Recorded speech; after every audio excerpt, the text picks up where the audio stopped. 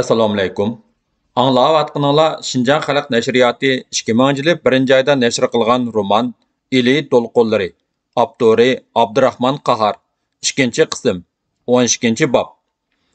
Nizomiddin Qubuqsarga kelgandan keyin politikdagi intizomsizlik bosh-boshdoqlikning bosh qo'mondan Isoqbek aytgandanmi ig'ir ekanligini his qildi. Bir necha oylik harbiy ta'lim, siyosiy tarbiyalardan natija chiqmadi. Shundaq ig'ir ahvol ostida Polikning Burultoqayga yurishi to'g'risida Shimoliy front general shtabidan buyruq kelib qoldi. Bir necha oy ig'ir chamdilib o'tgan Nizomiddinning ko'ngli g'ashlikka to'lib, uning surlik chiroyi parishon, g'amkin holga tushib qolgan. O'z polkidan ayrilish uni qanotsiz qushqa o'xshatib qo'ygan. Lekin bu Polikdan qo'l uzib ketish kerakmi? Unda qilishqa bo'lmaydiganligini u yaxshi biladi. Bu muntizim harbiy qism uni po'latdek intizomchanlikqa boshlash, uningga to'g'ri yetakchilik qilish va qo'rg'on ichidan chiqqan dushmanni yo'q qilish uningga topshirilgan muqaddas vazifa. Bu savdogarning do'konidan pashqiqib chiqib ketishga o'xshamaydi-da.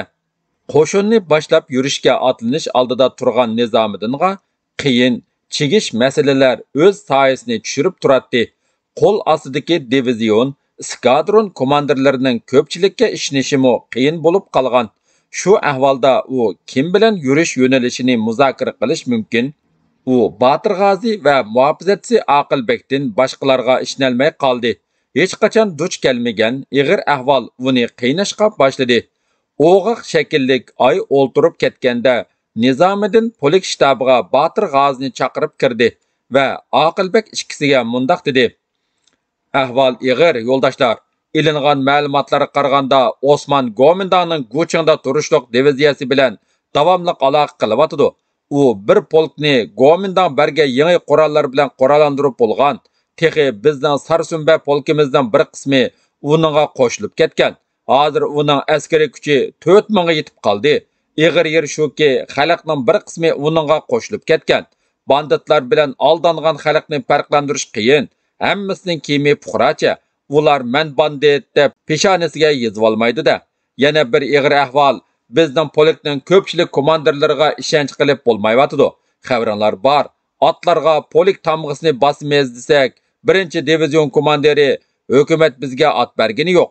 O'zimizning otlarini minib qismga qo'shilganmiz deb turib oldi va askarlarni quturatdi.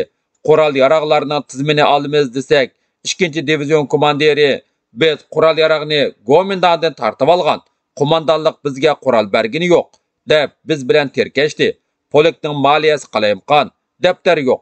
Buni aniqlashni, editlik son bo'lishini yo'lga qo'ymoqchi bo'lsak, orqasab ta'minot boshlig'i biz bir kun och, bir kun to'q holda turib urush qilyapmiz. Hisobotni aniqlasa, hukumat bir necha qo'ri qo'yin tayyorlab qo'yib aniqlasin deb to'sqinlik qildi. Mundaq misollar ko'p.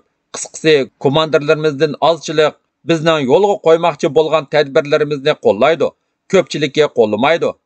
Mening bilishimcha, dedi Aqilbek o'rnidan turib, Nizomiddin qo'l ishorasi bilan uni o'ltirishga buyurdi. Ko'pchilik jangchilar buyruqqa bo'ysunadi. Jangchilardan yuqorqi komandirlarga agishayotganlar oz. Meningcha etish kerak. Botir G'ozi g'azablandi. Buyruqqa bo'ysunmaydiganlarga mayli jangchi bo'lsin, mayli komandir bo'lsin, qat'iy jazo bermay intizomchanligini yo'lga qo'yg'ili bo'lmaydi. Savandin 6 oydan qo'shilgan bir qism jangchilarimizda bosh-boshdoqlik nima degan ig'ir. Hey, bu odatdagi intizomsizlik emasday qiladi, deb Nizomiddin o'zi sezmagan holda o'rnidan turib ketdi va uning bir necha kundan beri parishonlik alomatlari qoplagan yuzi surlik tus oldi. Qo'shima qoshlari bir-biriga tutishib tiklashdi. Shu arada Aqilbek so'z boshlab qoldi. U o'rniga kelib o'ltirdi-da, gimnastikasining yanchuqidan kichik xotira daftarini oldi. Ba'zi komandirlarni yo'tkash, almashtirish kerak. Uning so'zi oxirlashmay turibla Botir G'ozi ko'zlarini alaytib vaqirvatdi. Qurolsizlantirish, qo'g'lash, qismdan qo'g'lash kerak. Hissiyotingni tushunishga bo'ladi. Biroq qo'lida qurol bor odamlarga yeniklik bilan ish ko'rishga bo'lmaydi. Muhimi polik bo'linib ketmasligi kerak, dedi Nizomiddin. Ularning harakati bo'linish emasmi? Buni cho'nqurroq o'ylash kerak. Qural tutgan odamlarda asalla bosh-boshdoqlik bosh ko'tardi. Qo'lidagi qural ularni o'zini bilolmas darajaga opirib qo'ydi. Muhimi ularni yetim qoldirishni qo'lga keltirish kerak. Shu chaqdala Polik bo'linib ketishdan saqlanib qoladi. Menimcha 3-divizion komandiri Tursunbek yaxshi yigit. Uning skadron komandirlaridimi yuqorqi illatlar yo'q. Undaqda dedi Aqilbek. Ashu skadron komandirlarini divizion komandirligiga ko'tirsak, men mushu ahvollardan Shimoliy front general shtabiga xat yozdim. Bir qism divizion komandirlarini shtabning ixtiyoriga o'tkazishni o'tirib qo'ydim. Lekin general shtabi buningga ko'ngil bo'lmadi. Tarbiyalashni asos qilinglar debdi. Shundaq ahvol ostida bizning Polekning burul to'qayga yurish qilishi to'g'risida buyruq keldi. Bu albatta urushga kirishimiz bo'ladi. Undaq bo'lsa, bizning yurishimiz Siraj ko'vrikdan o'tishdek yurish bo'ladi ekanda, dedi Batir G'azi ochiq bilan beshini silkib. Shundaq, ig'ir yurish bo'ladi. Osman va uning qismlari bu atrofdagi tog'-tosh, dasht bayovonlarni ko'p kezgan. Yaqin-yiroq yo'llar, xatarlik davon va strategik joylar uningga o'zidek ayon. Bizmo nurg'un xatarlik tog'-davonlarni bosgan chidam, g'ayrat oxir ustunlikni yaratdik. Batir G'azining urush bo'ronlari tavlagan yuzida hayajon uchqunlari yondi. Urushga yetakchilik qilayotgan komandir o'z dushmanini tushunishi kerak. Shu chaqdala u g'alaba qilishning muhim omiliga ega bo'la oladi. Go'mindan aksiyachilari bilan Osman banditlari nurg'un jihatlardan bir-biriga o'xshamaydi. Shing'istay nima uchun uni yo'qtalmadi?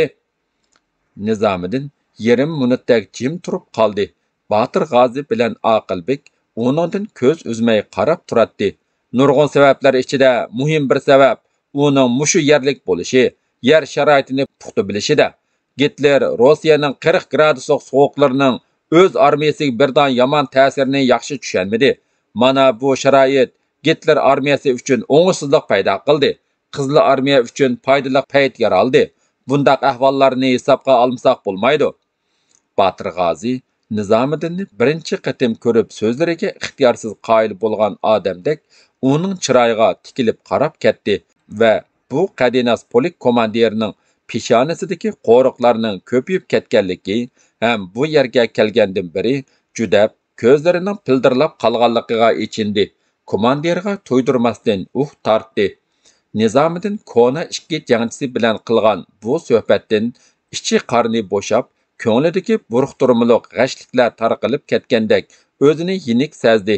Nimlarni yozayotgan xotira daftarini yepib, o'rnidan turdi. Ikki ishni unutmaslik kerak. Biri hushyorlikni saqlash, yana biri yerliklardan yer sharoitini egilash. Qani, tarqalayli, uxlanglar. Nizomiddin Altay viloyatining cho'ngaytib sizilgan harbiy xaritasini ustal ustiga yoydi. Bir soat o'tgandan keyin uning chirig'imi o'chdi. Atsi atiganda Nizomiddin Poliki burul to'qayga qarab yo'lga chiqdi. Polik o'zi bilan 90 to'giga yuk taq, ozoqliq, 2 qora qo'y, 2 uyra yiliqini billa ilib mangdi. Havo isib ketgan, tog' tosh qizigan, quyosh qarishgandek tiklishib turib olgan edi. Atliq qism ostilaridagi otlarni yo'ritib masa bo'lmasmidi? Bo'lmaydi. Qo'yning ushoq qadamlariga bo'ysunib, go'yo uvullariga ozuqliq to'shiyotgan chumililardek asta o'milmoqda edi. Chivin ko'kyinlar ot uloqlarga aram bermaydi. Dalaning butun hasharotlari sapga o'lishib olgandek qiladi. Gajildaydi. Kun qizigan siri ot uloqlarga ayt-uyt deb vaqirg'uvchilarningmi, demig'ida g'ingshib naqsha aytquchilarningmi ovozlari kun nurda erib ketgandek yo'qab ketdi. Atlarning tuyoqlaridan ko'tarilayotgan ovozda butun jangchilar allaylanayotgandek tavirnib ketib boradi.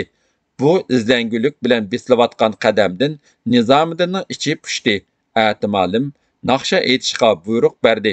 Kimdir biri naqsha boshladi. Naqshiga butun polik qo'shildi. O'likdek yotgan jimjit dala birdilla jonlandi.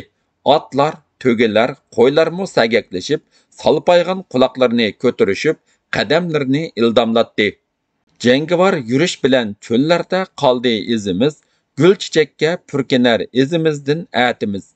Alvatan ishqida yongan jangchi biz, mardoni biz, qasd qilganni past qilarimiz, g'olib biz, palvoni biz. Yurishda Shimoliy front general shtabidan 2 qitim Sivas keldi. Deydigini tizminglar, banditlar yaqinlab qoldi. Biroq yaqinlab qoldi degan bilan banditlarning o'zi turmoq soyismi ko'rinmaydi. Ondan razvodchilardanmi yo'l bexatar deb xabar kelib turadi. Polik Ulungur daryosining qili degan kechkidan o'tib qumliqqa chiqdi. Qismlar dam oldi. Atrofga qarovullar qo'yildi. Qo'ylar so'yildi. O'tlar yiqilib, charaslab yenishga boshladi. Birdamdala puruqlab qaynayotgan qozonlardan qo'y go'shining mazalik puruqi dimog'larga urildi. Taraf-tarafga ketgan razvodchilardan xabarlarmi kelishga boshladi. Yo'ldosh polkovnik, yo'limiz bexatar. Yo'ldosh polkovnik, banditlardan darak yo'q. Qism 4 kun yo'l yurib, Burulto'qayga yetib bordi. Biroq Shimoliy front general shtabidan yana kelgan Sivas Nizomiddin polkining tezlik bilan Sarsumbiga yetib kelishi to'g'risida buyruq ilib keldi. Jafoliq 4 kunlik yurishmi bekor bo'ldi.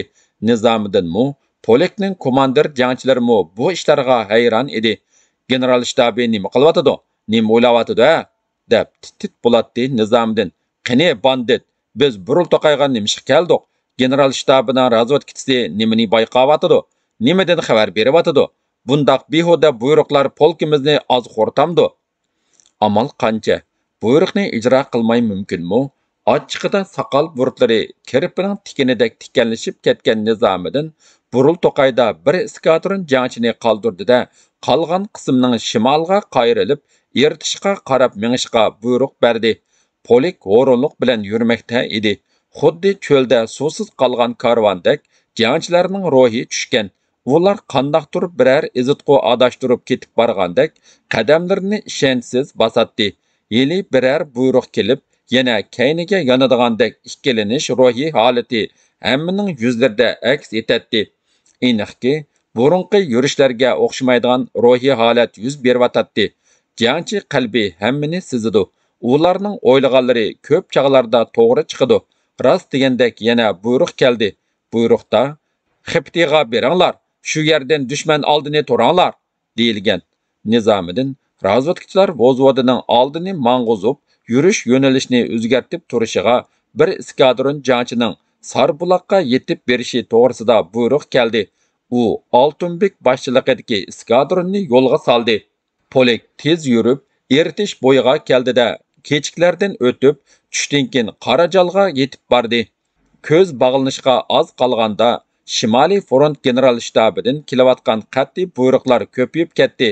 Sarbuloqqa darhol bir eskadron yordamga avatilsin. Bir eskadron Chingilga qarab tez yo'lga chiqsin.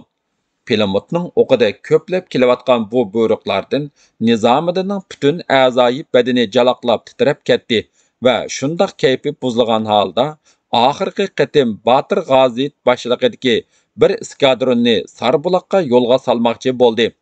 "Bar, inim", dedi u Botir G'ozi mingan otning egariga qo'lini qo'yib. "Amal yo'q. Front shtabining beshi aylanib qolgan o'xshaydi. Hammani mushundaq yordamga deb aktiversa, men kim bilan qolaman? Quruq o'stanga mirab bo'lamdim. Front shtabi nimishqa o'ylamaydi? Banditlarga qarshi qaysi kuchim bilan urush qilaman? Bugun kechida hiliqi 1-divizion komandiri butun qismi bilan yo'qolib ketdi. Ular qechib ketdimi yoki banditlarga qo'shilib ketdimi belgisiz. Uning o'tgangi chatoq chiqarishlariga qaraganda banditlarga qo'shilib ketganligi aniq", dedi Botir G'ozi hukm qilib. 1-divizionning jangchilari Oltoy, Savan ham uning atrofida qo'shilganlar. Hammani undaq degil bo'lmaydi. Har holda bu masalani chunqurroq o'ylash kerak. Yo'ldosh polkovnik, kayfi qattiq buzilgan Nizomiddinning chiroyiga Botir G'ozi mehribonlik bilan tikildi. "Bilaman, Shimoliy frontning eng ojizligi hozir naq mushu masalada ko'rilyotdi. Xayr, inim, dushmanning bo'ktirmasiga tushib qilishdan ehtiyot qilinglar." Botir G'ozining skadroni taraslab yurib ketdi. Nizomiddin to'pachang ko'tirib ketib borgan qismga qarab, nimalarni o'ylab turib qoldi.